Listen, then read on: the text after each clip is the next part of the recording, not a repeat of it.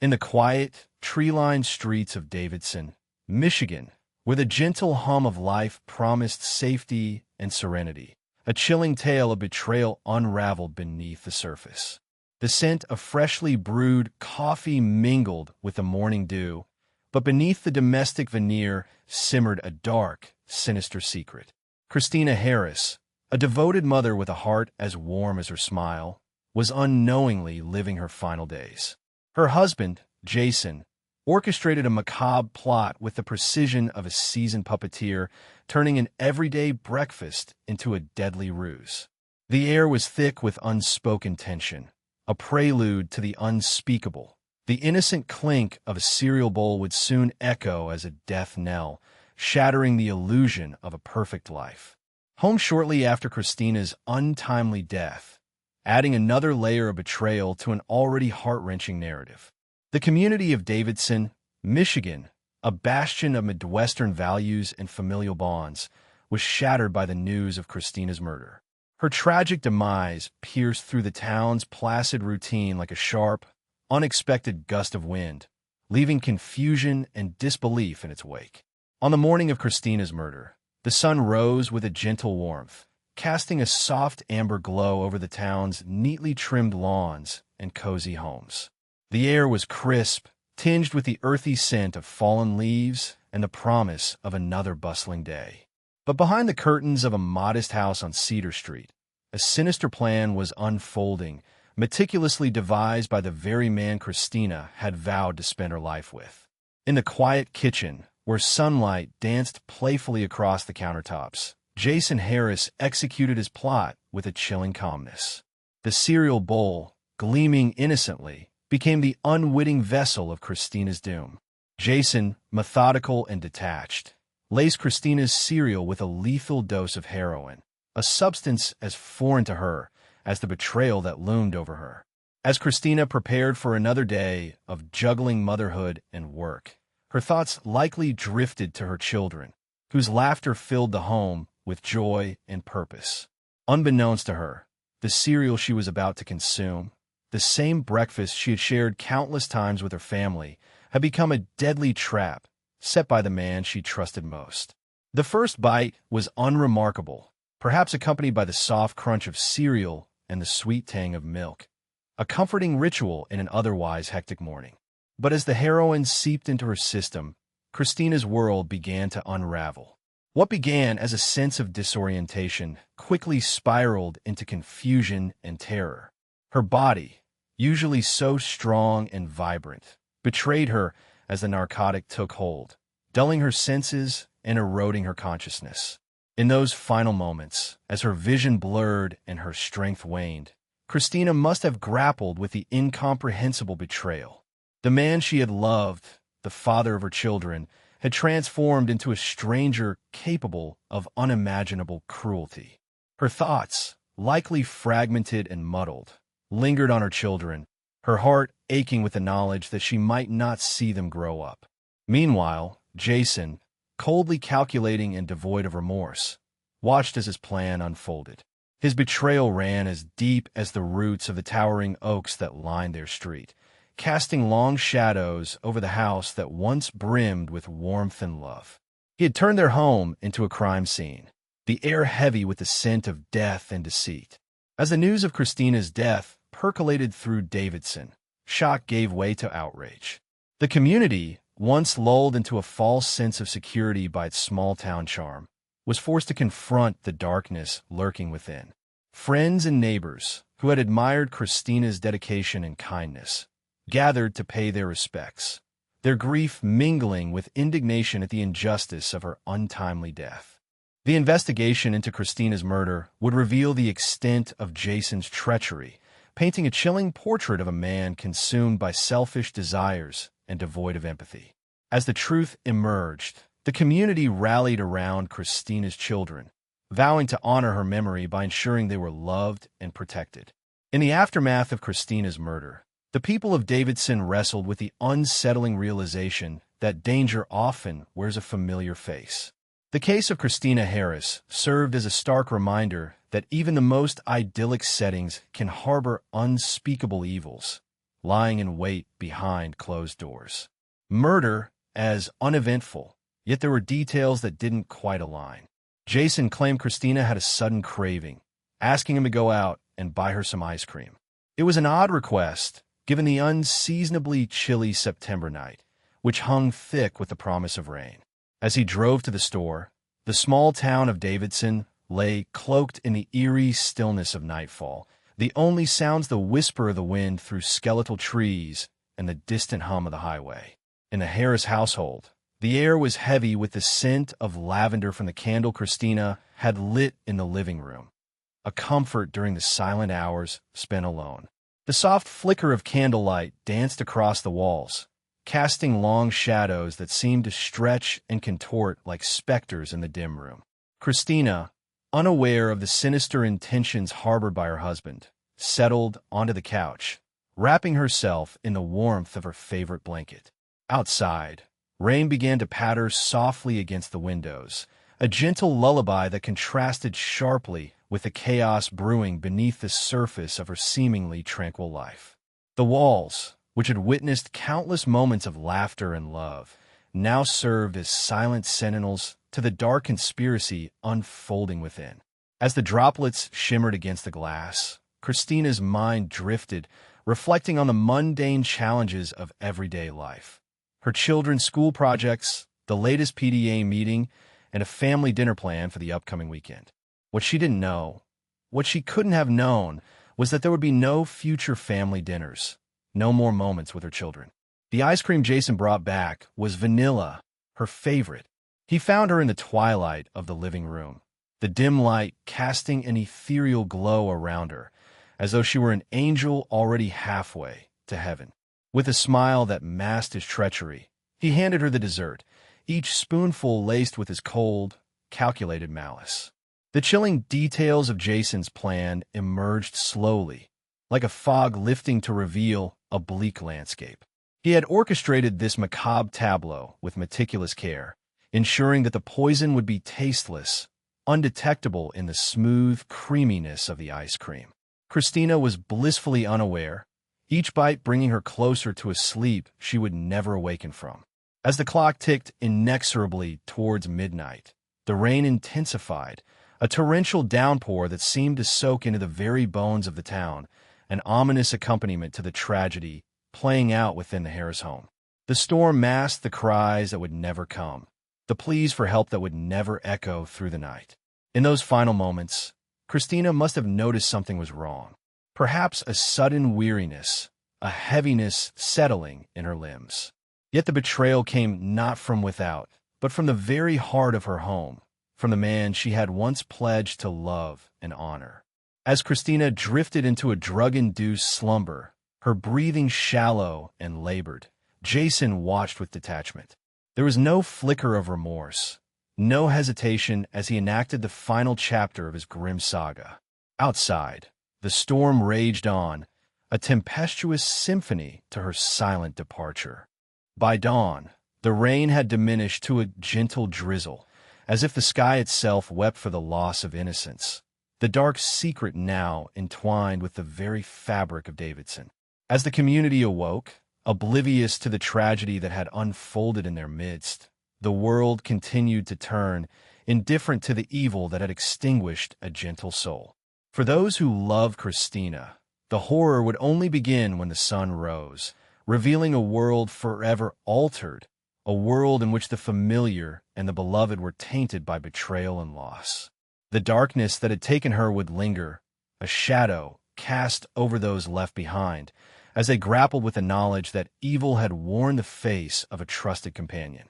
The revelation of that frozen breast milk, preserved in a moment of tender foresight by Christina, would ultimately become the silent witness to Jason's heinous act.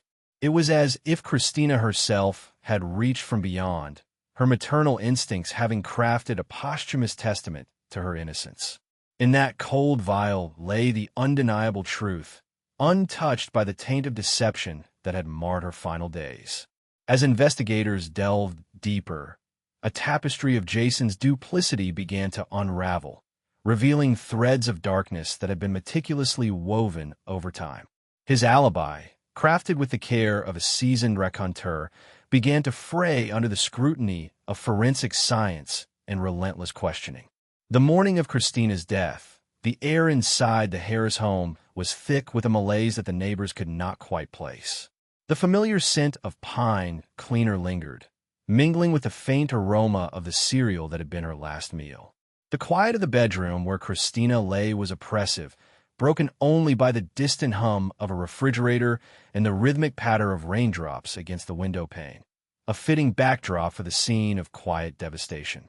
Jason's recounting of events painted a picture of normalcy that belied the sinister undercurrents beneath. He spoke of a wife who had seemed exhausted, and how he, the dutiful husband, had tried to comfort her. Yet his words dripped with a practiced ease that rang hollow, like an actor reciting lines from a well-rehearsed script. Despite his subdued performance, each detail he offered felt meticulously curated, every word chosen to weave a particular narrative. The neighbors, drawn into this tragedy, could not shake the feeling of unease. There was something haunting about the way Christina's body had lain perfectly still, as if her very essence had been quietly spirited away. Her skin, once full of life, now felt cool under the neighbor's tentative touch, an indelible mark of the profound loss that now permeated the air. For Jason, however, the facade was starting to crumble. Christina's family, steadfast and resolute, refused to let her story end with a falsehood. Their voices, once whispers of suspicion, grew louder, reverberating through the corridors of justice, demanding that the truth be laid bare. It was in the cold, sterile environment of the forensic lab that the tide began to turn. The breast milk, examined with an unwavering eye, revealed what those who knew her had insisted all along. Christina had not been a drug user. The absence of toxins in that precious sample was the first tangible crack in Jason's narrative, a fracture that soon widened with the revelation of discrepancies and contradictions in his statements. The town of Davidson, shrouded in the mundane routine of small-town life, was suddenly alight with whispers and conjecture. The storm that had once mirrored the chaos of Christina's final moments seemed now to have passed, leaving in its wake an uneasy calm as the gears of justice slowly began to churn. Detectives, now invigorated by the new evidence and the family's relentless pursuit, began to piece together a timeline of deceit. Each discovery brought with it a sharper clarity, illuminating the shadows Jason had tried so desperately to cast over the truth. The cereal, a seemingly innocuous breakfast item, became a key to unraveling the mystery, a vessel tainted not by sugar, but by a substance far more insidious. In the quiet corners of the police precinct, investigators pored over their notes, each finding adding weight to the burgeoning case against Jason. The pieces of the puzzle were falling into place, creating a picture not of a tragic accident, but of a calculated act carried out by a man who had once pledged to love and protect Christina. As the community watched and waited, the echoes of Christina's life, her warmth, her kindness, and her unyielding love for her children, remained a beacon of hope. Her family, unbowed by grief, stood as a testament to the enduring power of truth and the unbreakable bonds of love. The chill of that September morning was no match for the warmth of their resolve, a resolve that would carry them through the storm toward justice for Christina. As the deepening shadows of autumn stretched across the small town, the case that had gripped the hearts and minds of its residents was nearing its chilling conclusion. The courthouse, an imposing structure of cold stone and glass, loomed ominously under the gray, brooding sky. It was here that the final chapters of a twisted tale of love and betrayal would play out, a tale underscored by the shocking misuse of innocence, symbolized through the very essence of motherhood, breast milk. Inside the courtroom, the air was thick with an unsettling mix of anticipation and dread. The atmosphere was heavy, charged with the whispers of spectators and the quiet rustle of paper as the prosecution laid out a case built on unprecedented forensic evidence. This was the first time in Michigan's storied legal history that breast milk had been used to expose a murderer, a groundbreaking leap in the field of forensic science. The forensic analyst, a steely-eyed professional, took the stand with an air of unyielding authority. She spoke of the samples taken from Christina Harris, a young mother whose life had been brutally snatched away. Her testimony was delivered with clinical precision, each word a scalpel slicing away the layers of deception. The breast milk, pure and untainted, stood as irrefutable proof that Christina was not a drug user. It was a revelation that cut through the courtroom like a bolt of lightning, shattering Jason Harris's feeble narrative of accidental overdose. The gallery sat in stunned silence, the gravity of this evidence weighing heavily on the hearts of all present. How could such innocence be wielded as a weapon in the battle for truth? The realization that Christina's own essence had been used to vindicate her, to scream out her innocence from beyond the grave, was both haunting and deeply humbling. The prosecution painted a damning portrait of Jason Harris, a man who had once taken vows of love and protection, now exposed as a cold-blooded manipulator. The jury listened intently as witnesses recounted unnerving conversations with Jason, tales of his inquiries about tasteless, odorless drugs, a grotesque alchemy aimed at transforming the mundane into the deadly. Co-workers' testimonies interwove with chilling tales of his attempts to hire hitmen, a sinister subplot of malice and greed that left the courtroom in collective disbelief. But perhaps the most damning of all was the revelation of his financial machinations. With the ink barely dry on the death certificate, Jason had moved another woman into the family home, an act as brazen as it was callous.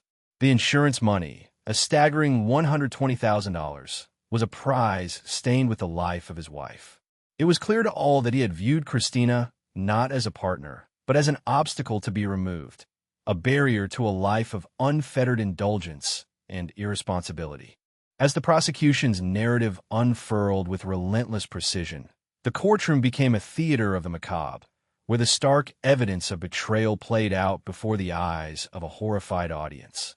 Each piece of evidence was a thread in a tapestry of malevolence, woven with a dark artistry that spoke of Jason's profound selfishness. In a final, cathartic moment, the verdict was delivered.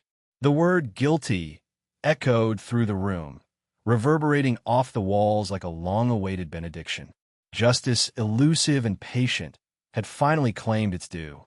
The family of Christina Harris, who had endured years of torment and uncertainty, could now begin to heal, their resolve vindicated by the truth.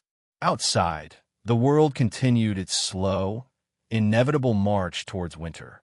But inside the hearts of those who loved Christina, a new season of hope began to unfurl. Though they could never erase the scars of their loss, they now held the comfort that her killer had been unmasked, his dark shadow banished by the light of justice. In the end, it was Christina's quiet dignity, captured in that pure, untarnished breast milk, that had spoken the loudest, a final testament to the enduring power of truth. The chilling December wind cut through the streets of Genesee County, howling past the courthouse like a harbinger of the justice yet to come. Inside, the tension was palpable.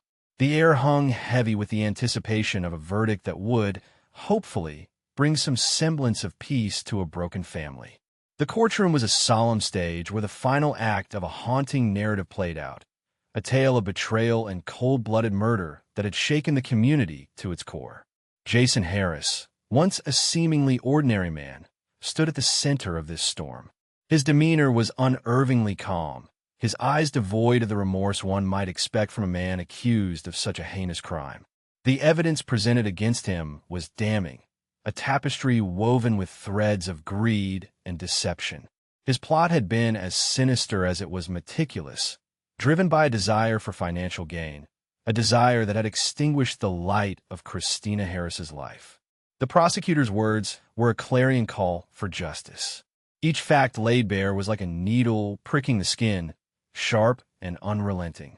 This was not a crime of passion, the prosecutor declared, but a premeditated murder in the first degree. A hushed silence fell over the courtroom. Eyes turned to Jason, searching for a flicker of humanity, some sign of regret. None was found. Instead, There was the chilling indifference of a man who saw people as pawns in his sordid game.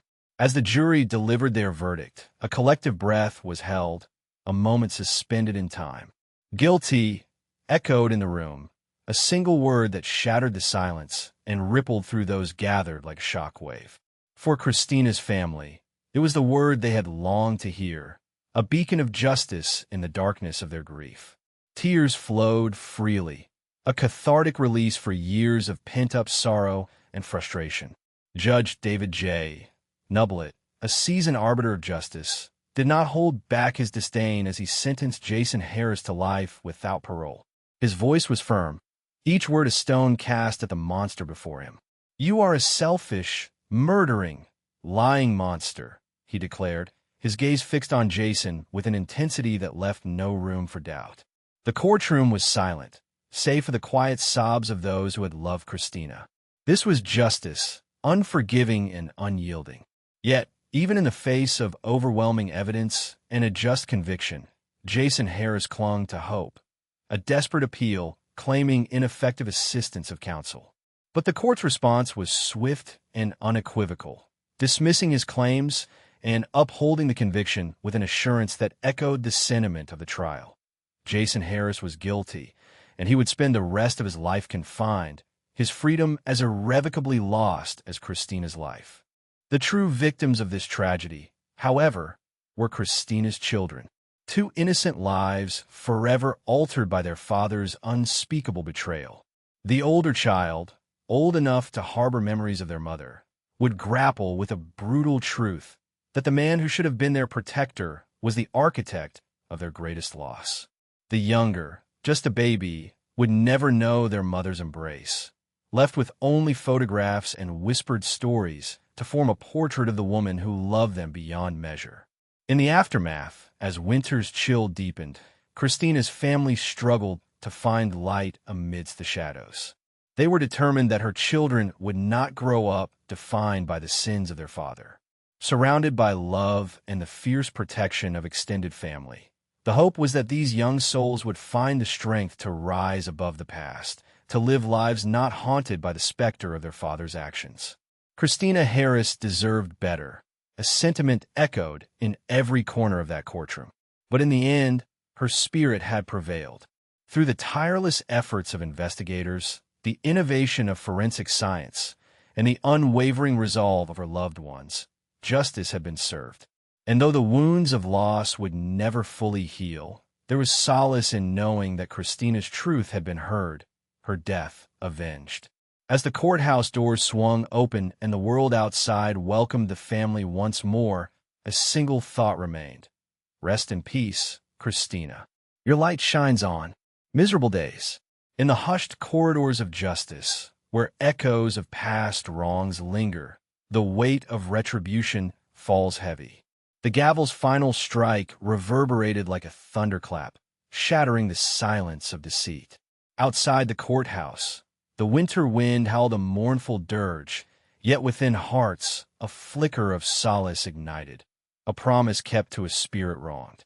Justice, relentless as time itself, embraces even the darkest corners, where shadows of betrayal dare to hide. And as Christina's light endures, so does the certainty that every shadow will eventually meet its dawn.